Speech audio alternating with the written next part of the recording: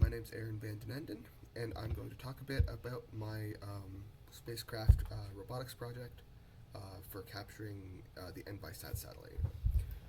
So, going back to where I was at the midterm, saving as much time as possible, targeting the launch adapter ring, 6 degree of freedom free-flying manipulator, essentially a 12 degree of freedom, but the base and arm are controlled independently. Using parallel gripper configuration to target the launch adapter ring in order to deorbit it.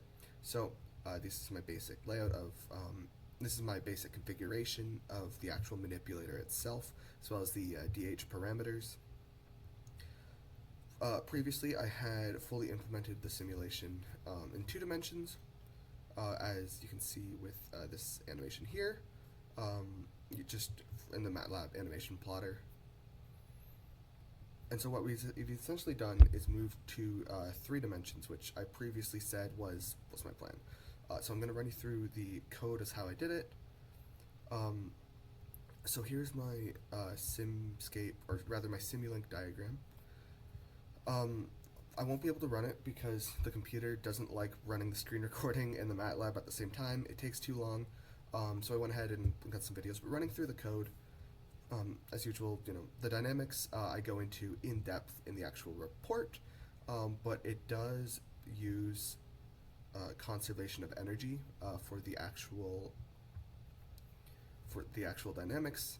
The reason I went with that using the Coriolis and inertia matrices is because it made it easier to analyze the entire system as free floating.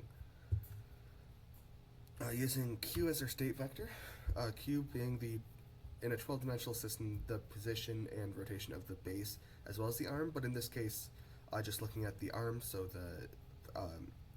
the 6 different joint angles, we'll obviously get our end effector position using forward kinematics, mapping it against our Jacobian, getting our position.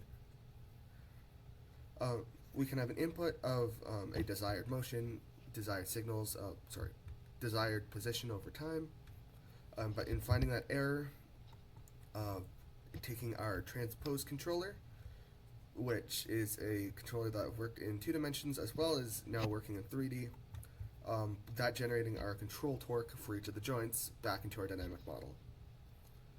So to generate the Jacobian, we simply use the MATLAB symbolic toolbox, perform some initialization from our DH parameters, and generated our Jacobi function as well as our inertia and Coriolis, which are in turn plugged into our dynamics block here. So I created a second model using the SimScape multi-body toolbox, which allows 3D visualization of the model itself. And so I'm going to quickly show a video because it would take too long to actually display. And here is a capture of the end effector going towards a target on the launch adapter ring.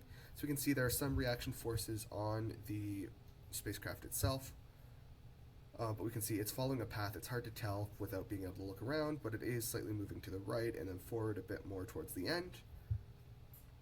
And this, of course, so that the gripper can actually capture the ring.